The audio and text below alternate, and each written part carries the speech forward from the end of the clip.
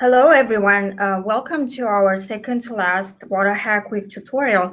I am Nicoletta Christie.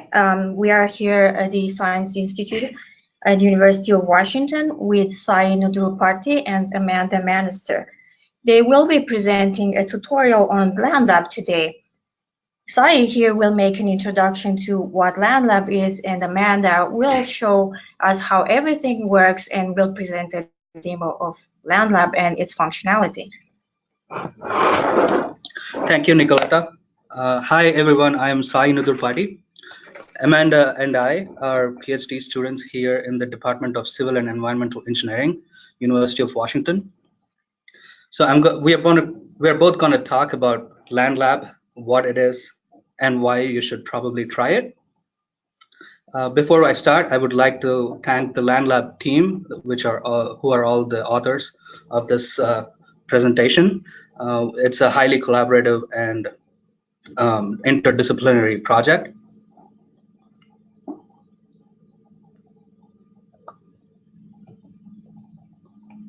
Okay, first of all, what is Landlab? It's an Earth surface dynamics modeling framework. It's a framework, it's not a model. So this framework helps you develop and couple 2D numerical Earth surface models with relative ease. We want to provide you components that you can just plug and play and create a new model fairly easily. This is an open source framework and is written in Python language. If you want to search the documentation, please do head to landlab.github.io, the web page. If you spend enough time, you should be able to understand Landlab in more detail.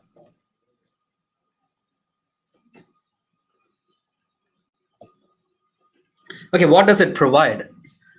It provides us a set of reusable, robust components that describe certain Earth surface processes, a 2D gridding engine for structured and unstructured grids, and it also provides data structures for storing and managing data, and it also provides tools for data input and output to and from Landlab, and for visualization of Landlab grids or the data that you store on the Landlab grids.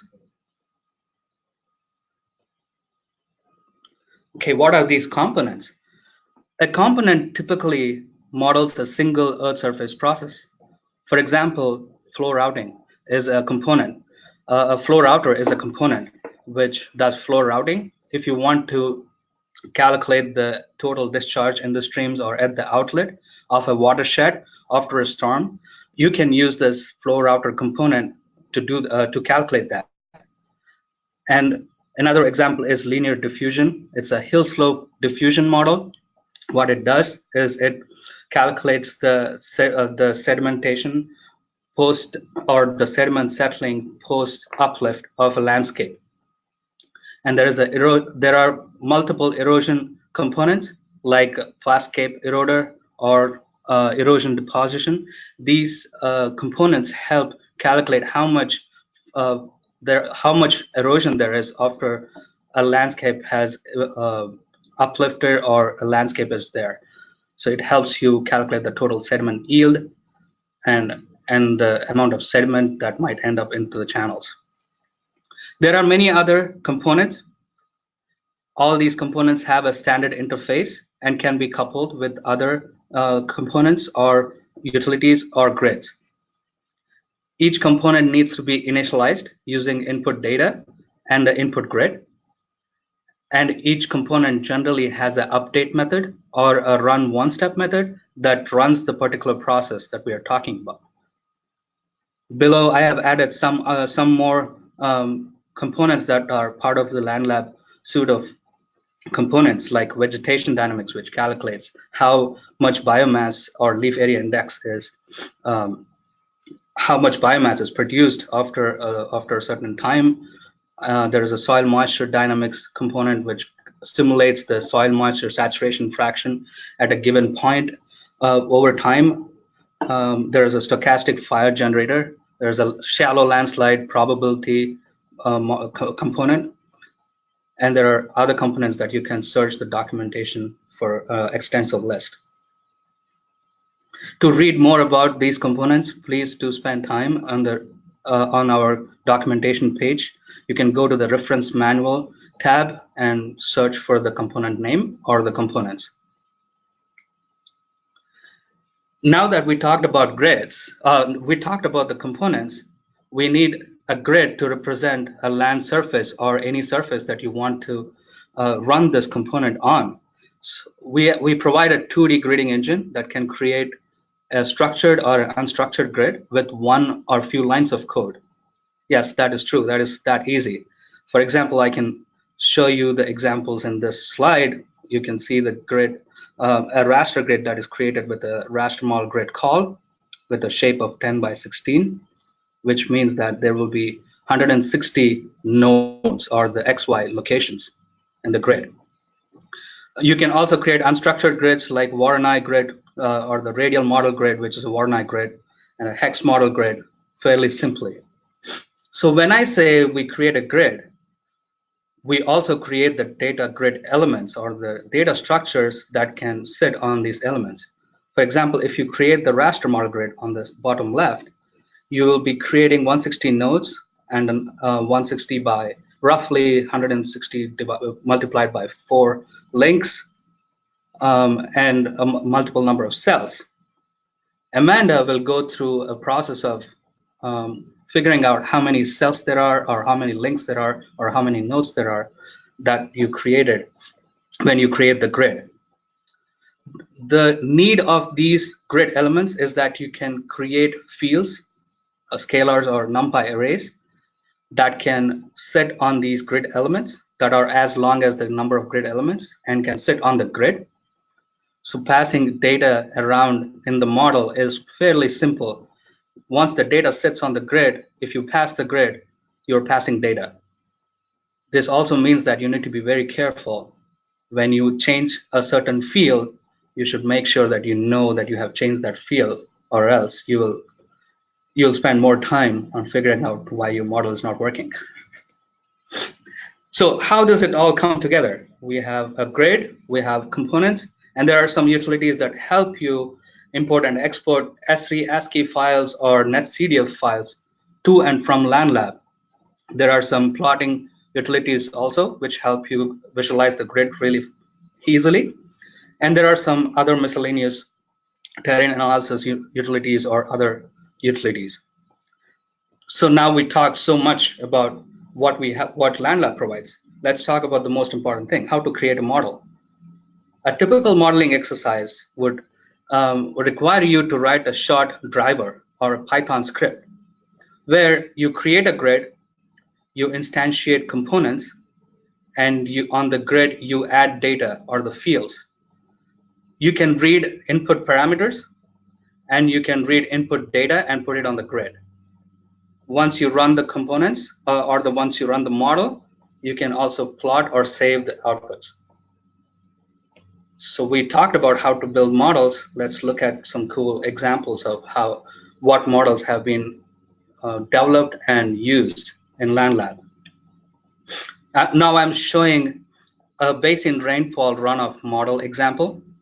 This is fairly a single component model, in the sense you run a certain model and get the outputs from by running that model. On the top left, or part A, we are showing you the elevation, and we are also showing you 3 points at which we plot the discharge over time in part B. And we can also look a snapshot of the spatial water depth at any given point of time, and we can also get the output of shear stress caused due to this flow. Now that we have looked at a rainfall runoff model, let's look at ecohydrology model. This model has more than one component. For example, to calculate the biomass or the leaf area index, which is LAI, we need to understand how much soil moisture saturation is there at a given point of time at any location. So to do that, we need precipitation data, or the rainfall data, and then the evapotranspiration data. If you have the precipitation data, you can just read it in. If you don't, then you can run a stochastic precipitation generator. Yes, that's really cool. You can just create your own rains or storms. And then you can either get an input of evapotranspiration or use the evapotranspiration component to calculate the total ET or the potential evapotranspiration at any given time by reading in the temperatures and the daily temperature and the daily rainfall data. Once you calculate ET, you can calculate soil moisture, saturation, volume fraction at any given point, and we can calculate how a certain plant type would perform at that given location with this soil moisture data. We have validated this extensively, and we are pretty confident about our models. So we have looked at a simple ecohydrology model now. Let's go further. So I'm going to show you the model that I used for the previous slide. It's that interstorm vegetation dynamics on the top left. It's just that one box. Now, we have been calculating vegetation dynamics for a time now, so we need to move further and do something more cool. So we added a spatial plant competition model, or otherwise called catgrass, to this, which runs at a yearly time step and takes in the water stress information by running the interstorm vegetation dynamics model for a year, and then simulate establishment and mortality of a plant type at a given location, depending on whether you have a bare soil cell or a vegetated cell. This enables us to run some cool game theory type problems where you have different plant species in a given watershed, and we can evolve the long-term vegetation organization just based on the climate and the spatial disturbance patterns. So I have a cool example here. We work in Ceuta, New Mexico, where the climate is semi-arid. A typical flat surface would have mostly shrubs and less sparse trees, juniper trees, and some grass. But if you go to a sloped area in the same location, same climate, then you will see that the north-facing slopes have more trees and some grass, and the south-facing slopes are predominantly shrubs. We wanted to recreate that in our models. So we start with a fairly random, equal amounts of plants in the system here. So a grass cell is green, a shrub cell is vermilion, or the red type, or the orange type, and a black cell is tree. A white cell is bare soil here. So once we start with a random condition and we set the input and keep calculating soil moisture, saturation fraction, and the biomass production at the given location, and run the plant establishment and mortality every year, we can evolve a equilibrium vegetation condition that pretty much looks like pretty much like a natural scenario out there. So just by adding topography to this model, we can see more shrubs, less shrubs and more trees in the system. Now, in this area, we are also concerned about spatial disturbances like fires and grazing.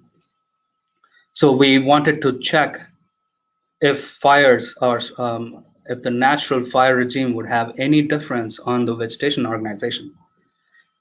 So we did the same, we used pretty much the same model and then coupled two more elements to it, or one component called spatial disturbance. It can simulate fire and grazing. Just by introducing fires, we see that the shrubs are completely dominated by grass. The climate is still the same, but the spatial disturbance has that effect on it. So this is what we can do with Landlab. We can create and further our investigation into our science faster, because once you have some components, you can just work on the components that you wanted to concentrate on. You don't have to recreate the wheel anymore, and just recycle and reuse what has been developed before by your peers in the academia or anywhere. Here are some references. We will have a link to the slides at the Cyberseminar website. If you want to learn more about Landlab or more cool stuff that's going on, please refer these papers. And now I'm going to turn this over to Amanda, who is going to show you what I was talking about, what these components are, or what the grids are, or how you can use the functionalities that we have developed. Thank you. Thank you, Sai. All right. Hello, everyone. I'm going to quickly transition over to an IPython a Jupyter notebook. And so I'm on HydroShare on a resource that I have created. This resource will be available to everyone after the fact. I'm just going to open it with HydroShare. Just a quick reminder of how HydroShare works. You can open up any of the Jupyter notebooks using the Open With button in the top right corner. And once it loads, you have to run a couple of cells, and then you will have, excuse me, your resources. All right, so we're going to look at this intro notebook. So Sai did a really great job of explaining what Landlab is and the different pieces that go into Landlab. I'm going to dive a little bit further into specifically how do you actually create the grids and how do you actually use a very, very simplistic component. So one of the most important pieces to understand when you're trying to create your Landlab grid is the topology. So you have like these different elements of your grid, such as nodes, links, cells, like Sai talked about, but there are also patches, faces, and corners. Patches, faces, and corners, I'm not really going to go into much detail because they're less common. So I'm going to focus on nodes, links, and cells. Here we have a good diagram of what the different elements look like. So if we look at the nodes, we can see all of the nodes are at, I guess, corners is what you can kind of think of it as, but don't confuse it with corners in the element of the Landlab grid. The numbering system goes from the bottom left corner. You have your origin in the bottom left corner, and it goes from left to right, bottom to top. So if we look specifically at the nodes piece, we see that there are nodes that surround some central nodes. These central nodes are what we call core nodes, and those generally are what you're going to be using to apply any sort of component to. You generally have some sort of boundary condition. So these boundary nodes, sometimes they'll be closed, sometimes they'll be at a fixed value, and we're going to look a little bit later at how you can change your boundary conditions. Similar to nodes, there are links, and so these are the pieces that transfer data from each node to a different place. So the links, instead of calling them core links, we have links that we would call active links or inactive links. So the central links, if you had all closed boundaries on the outside, the central links would be your active links, and then the outer links would be inactive. And then we have cells, which basically surround each of the core nodes. So we're going to actually go on and try to create a grid. In this case, we're going to look at a rectangular raster because it is one of the simpler models. So what we have to do is import the relevant pieces from Landlab. So raster model grid is one of the classes we're going to be importing, as well as some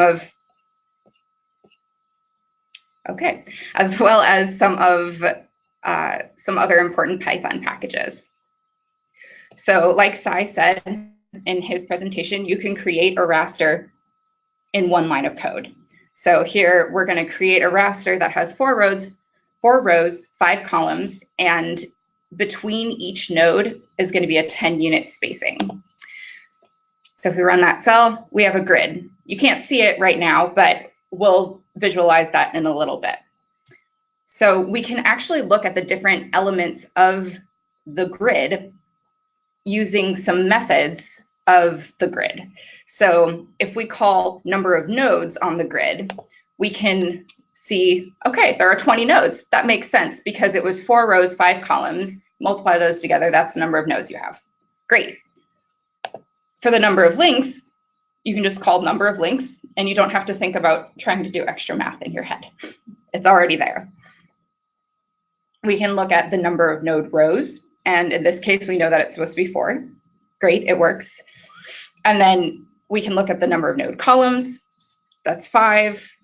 And like I explained before, core nodes, we have all the nodes that are on the innermost, or I guess the inside of your grid. So anything that's not the outermost ring of your nodes.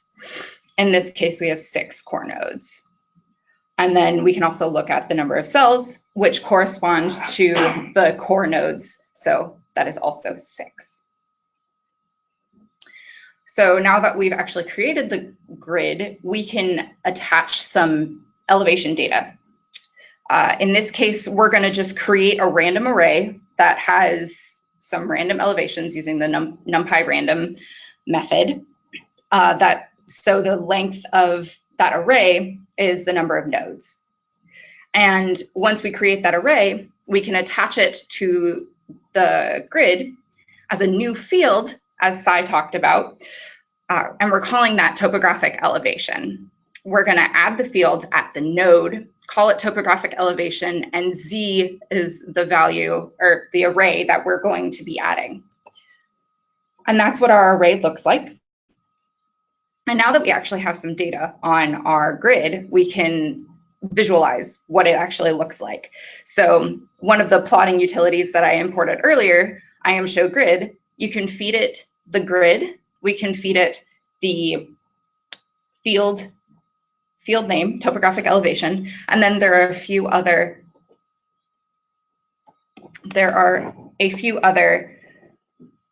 pieces that that we can define if we want to change some defaults. So in this case, I'm changing the plot name and I'm changing the variable name. The variable name will show us a color bar on the side. So if we look, now we have our grid and we can see our data graphically. We have 4 rows, we have 5 columns, and the different colors correspond with the color bar on the right. And that's our elevation in what I have defined as meters. So now that we have some data on our grid, we can explore that field. We can also explore a little bit the node and link structure. So earlier I talked about how there are core nodes and then there are boundary nodes, and those boundary nodes might have fixed value or they might be closed. There are also a couple other cases, a fixed gradient boundary or a track cell boundary. I'm not going to talk about those. Actually, the only thing that I'm going to really get into is the core node. In general, most often you're going to see 0, 1, or 4, which corresponds to core node, fixed value boundary, or a closed boundary. In this case, we're going to choose an arbitrary node. I chose node 13. 13 is my lucky number. So if we look at the status at the node and compare, this one right here is node 13. We can assume that looking at it, we see that it's going to be a core node. So we're assuming that the status at the node is going to be 0. And it works. So excellent. And now we can look at what links actually go to that node. So if we call links at node on node 13, we see that links 25, 21, 20, and 16 all are attached to node 13. We can also look at the link directions at the node. So as Sai talked about, links actually have directionality. So sometimes it's important to know, okay, these are the links that are going into my node and these are the links that are coming out. So in this case, the link directions at node for node 13, if it's a -1, that means that the links are going out of the node. If it's a +1, it means the links are going into the node. So in this case, link number 21 and 25 are going out of node 13, and link number 20 and number 16 are going into node 13. We can also look at what nodes are attached to the link. So let's say we have a link that we want to know what the node is at the back end of that, so the tail of that link. So if we look at link 20 and look at the node that's at that link tail, we see that it is node 12. In addition to looking at those different pieces and how the nodes and the links are kind of structured and communicate with each other, we can also look at the field, the data that are on that node. So in this case, if we call the grid at the node, we're looking at the topographic elevation on node 13. We can see that our elevation is approximately 7. And if we go back up here and look at the color and compare it to the elevation, you can kind of see, oh, okay, yeah, it is approximately 7. And this gives us the elevation. So if for some reason you wanted to change the elevation at a certain node, maybe you need it just a little bit higher, or you need it a little bit lower so that it's your outlet of your watershed or something like that, you can actually change that using similar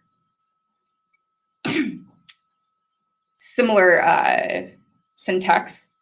And basically you say the grid at the node, looking at the topographic elevation for node 13, and we can set that node value equal to 100. And that will change our node elevation to 100 at node 13. We can also use z of 13 is equal to 100 because z is attached to our topographic elevation field on the grid. In this case, we're just going to use the at node topographic elevation 13. We run that cell, and then we can check to see that we actually changed it. So if we just call that at node topographic elevation at node 13, we see that the elevation is 100. So now that we've explored a bit of grids and grid structures and how you attach data to a grid as a field, we're going to actually walk through using a very simplistic component. In this case, the component that I'm going to be using is not specifically water related, but it's the simple linear diffusion component that Sai talked about earlier. So just to reiterate, the linear diffusion, it's a hill slope diffusion component where if you have uplift on a surface, some of that sediment or soil is going to settle out after a certain amount of time, depending on a few different factors.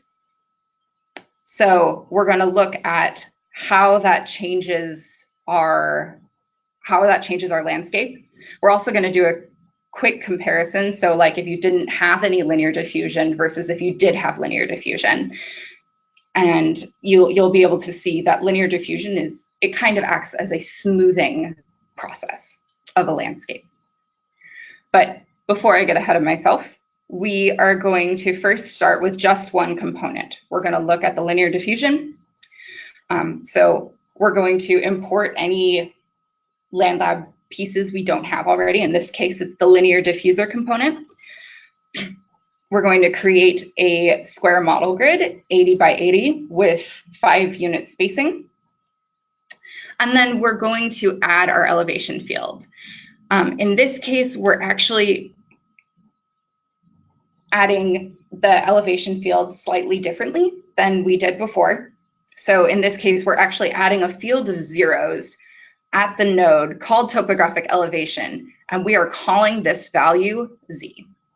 Z is our elevation, topographic elevation is our elevation. So those are both connected to our grid. So you might be wondering, okay, why is she using this topographic elevation? How does she know that that's going to be a necessary piece to use the linear diffuser component? We actually, well, first off, read the documentation. That's always a great place to start. But if you just want to kind of get going, you can use a method of linear diffuser called input var names, and all components have this method. And we can see that the input variable that we need for the linear diffuser component is topographic elevation. We didn't have to actually instantiate the component in order to look at this information. This is just information that's provided when you load in your component. You can also look at the output variable names, optional variable names, and additionally, if you're stuck on, okay, I'm not entirely sure what topographic elevation means, you can use this var help function for topographic elevation. And if you run that, you'll get a bit of a description of what topographic elevation is. And in this case, topographic elevation is just land surface topographic elevation.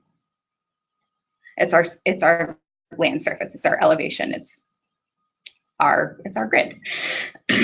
So, like I talked about earlier, boundary conditions, it's always a good idea to set boundary conditions. So, especially before your component instantiation. So in this case, we are going to have fixed values at the top and the bottom of the grid. So the top row of nodes and the bottommost row of nodes are going to be fixed value. And then we'll have closed nodes on the left and the right. And we can do this using built-in methods from Landlab from the grid. We can use set closed boundaries at grid edges, and then set fixed value boundaries at grid edges. Oh no, I forgot to run this cell. That's my fault. And now it works. So now that we've actually created our grid, we've added our elevation data, we can actually use the component. So in order to run a component, Sai alluded to this earlier, you need to instantiate your component or initialize your component, and then you have to use the run one step or update method for a component. In the case for component instantiation, in general, you will have your component, you'll input a grid, and then you'll have some other inputs that you can add. Some components only require the grid and everything else is default. Others actually require you to add a value. In this case, the linear diffusivity is required for the linear diffuser. We're setting the linear diffusivity to 0.2. And we're going to call this component instantiation lin diffuse. So now we've instantiated our component, did it in one line, super easy. And now we can actually run the component. So if we use the standard run one step method, most components run one step method except a DT or a time step, and then other inputs. There are some run one step methods that don't actually require, they're not time dependent. So you might not have to provide anything to the run one step method, but even if you don't provide anything, and even if it doesn't spit out output immediately, it's still working in the background to change your grid and change what your surface looks like. So now we can actually try to run the model. And so in this case, we want to run it for 200,000 years with a time step of 1,000 years and the uplift rate of 0.001 meters per year. So we define those values, and then we actually run our driver, where it's basically just a loop. It's looping through each time slice, and it's running one step of the linear diffusion component, and we've provided it with the time step. So we're running one step, and then we also add the uplift to the core nodes of the elevation data. So we're adding the uplift each time step. The linear diffusion is running so that there's a smoothing happening. And we also print out some output to let us know that the model actually is running.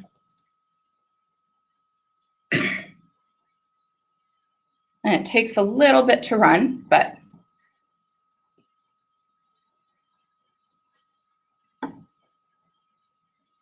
there we go. It is all done. So now we can actually create a figure and look at what the elevation's like. How did that change? Originally, our surface was just all zeros. So we ran it for 200,000 years, and we had an uplift rate and then also linear diffusion. We can plot our elevations, and cool. We have our X, Y, and our elevation bar. And so we see that at the edges, the bottom top,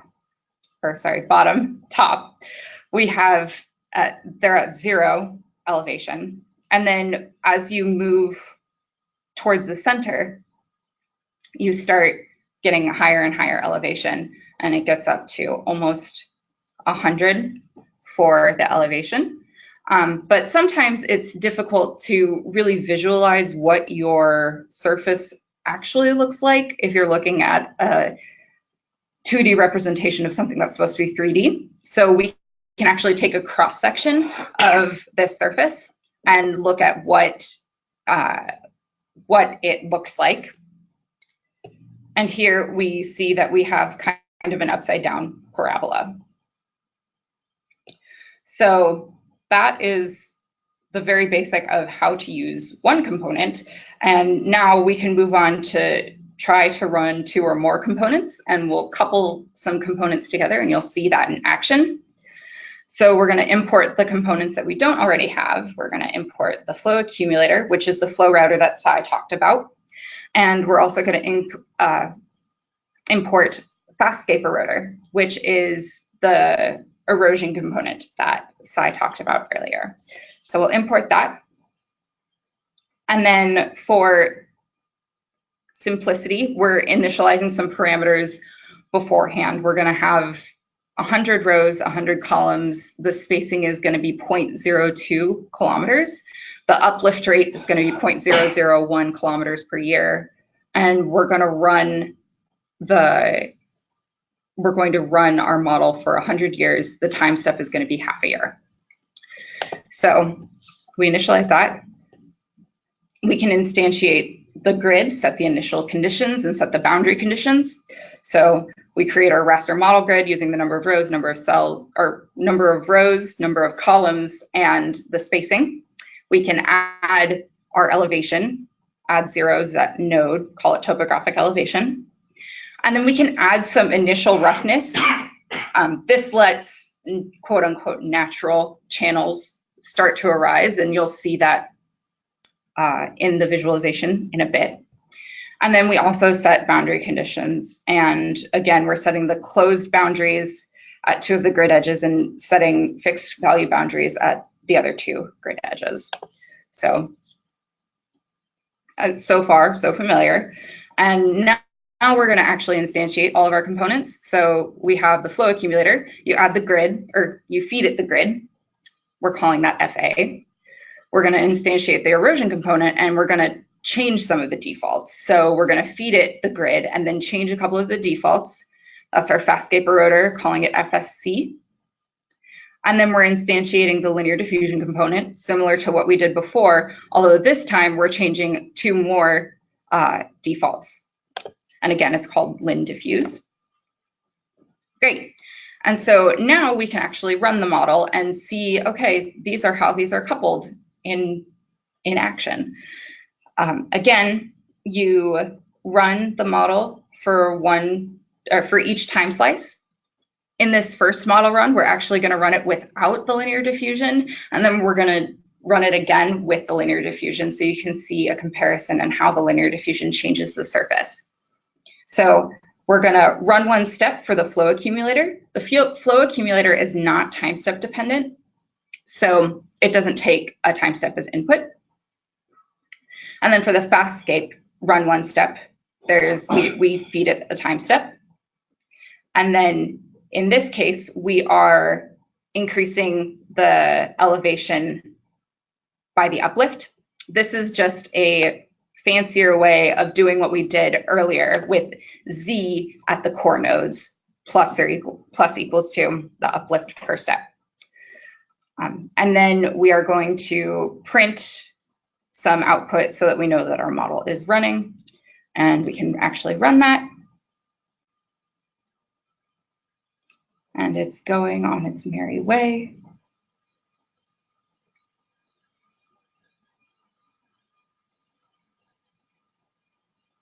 And it's done. So now we can actually look at our plot.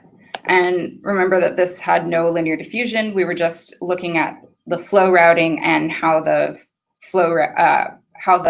channels are eroding. So initially we had just a very, very small disturbance on the surface. It was pretty much almost 0. And now if we look at our surface, we see that there are actually channels that start forming because of the erosion component and the flow accumulator versus the uplift. And so this up here is we can call it a ridge top. And so now we can actually reset the grid elevations and do everything again, but this time we'll add the linear diffusion. And so it's the same thing. We loop through each time slice. This time we're actually using the run one step method. We're feeding it the DT, the flow accumulator run one step, the fastscape eroder run one step, and then uplift. And if we run that,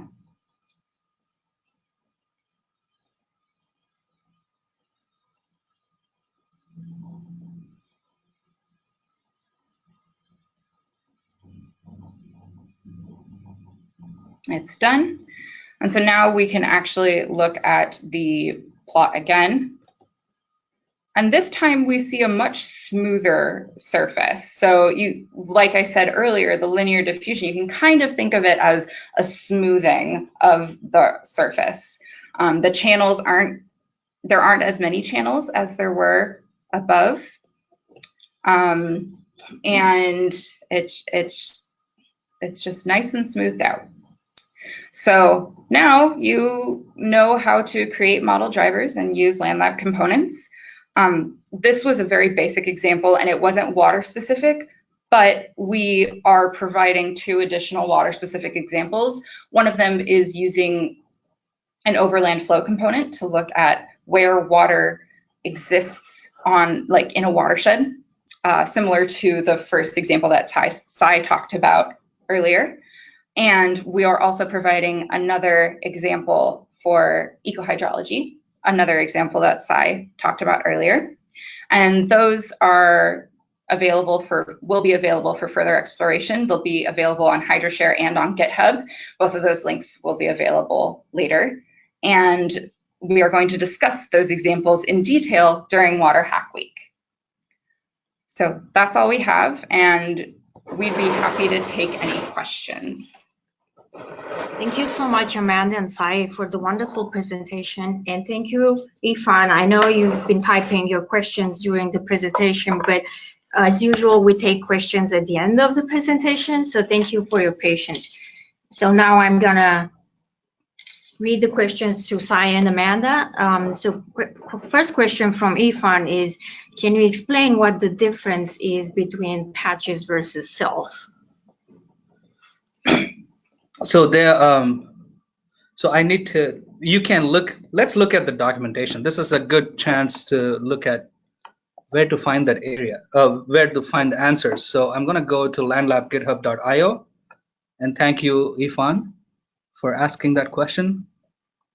And then I'm going to the user guide, and then I'm going to go to basic grid elements, and then I'm going to look at patches. So cells are enclosed by corners, not nodes, whereas patches are enclosed by nodes. Yeah, that's the difference. So a cell is surrounded by four corners. So a corner or the cell is enclosing all the area that is closest to any given node, whereas patch is formed by 4 nodes at the ends. Does that answer your question, Ifan? Yes, thank you. Okay. Ifan had another question, and that question was, how did the link direction was determined? Okay, first of all, I'm going to admit something. I have not used links myself. Amanda, can you? Okay. Yeah. So I have used links sparingly. In general, though, if we go back to our notebook and look at our reference raster grid here, and we look at the links section, the numbering system and like the direction at which the link goes, it goes from left to right, bottom to top. It's just a convention that set in stone, that was decided when developing Landlab. So it's a little bit arbitrary, but that it is what it is.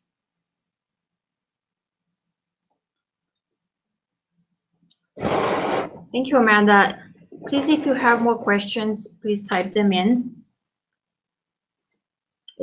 Ifan is asking, is it possible to change the direction? I think the values, the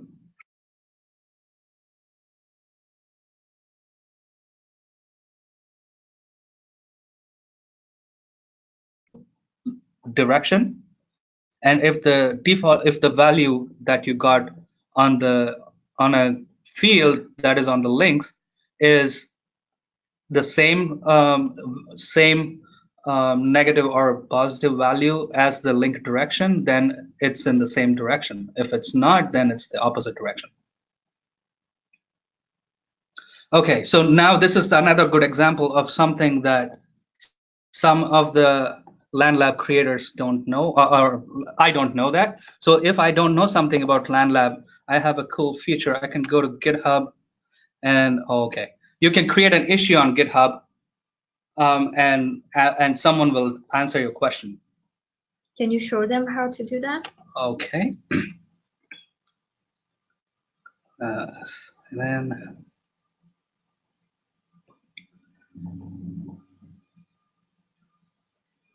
bear with me while so I am on the Landlab GitHub repository page, and if you have a question that you're still not happy with the answers about, you can go to issue and then create a new issue. So if you can actually search the previous issues if someone has asked the same question. If they haven't, then you can ask this question. If they have already answered, probably that should be sufficient. And we are pretty fast at answering the issues, so please feel free to ask anything. I know that I have used the Landlab GitHub issues page many times, and I've always gotten a response very quickly, and it's been very helpful. Here's a question on how to install Landlab.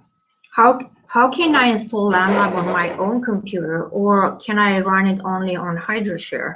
That is another great question. So we did not include any information on that just because we were going to talk about it when you guys are here. But I'm going to show you how to install Landlab on your computer. You can definitely install it on your computer. This is our landlab.github.io documentation page again, and we have a tab for install. So please note that there are two different installation options. One is using a Conda package installation, which where we update the Conda package repository with every version that we create. So they are frozen in time, and you cannot access the code if you install it that way. But if you are willing to explore Landlab further and contribute to us later as a GitHub pull request, we would definitely suggest you install the developer installation, which would involve you to fork the Landlab repository.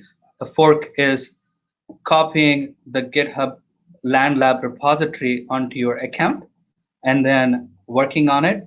And you have to create a pull request, which will need to be scrutinized by one of the developers, and if we have any issues, we will reach out to you again, and then once they are fixed, we will merge it to the master. Does that answer your question? We have more installation steps or documentation for installation here. Excuse me. Any other questions? I see no more questions at this point, and I would like to thank you, Amanda and Sai. I will update the website and provide all the links to the notebooks and to the video of this recording. Thank you again for joining us, and I will meet you next time for our last webinar in the series that is going to be on how to build Tethys apps. Thank you for joining. Thank you, everyone. Thank you.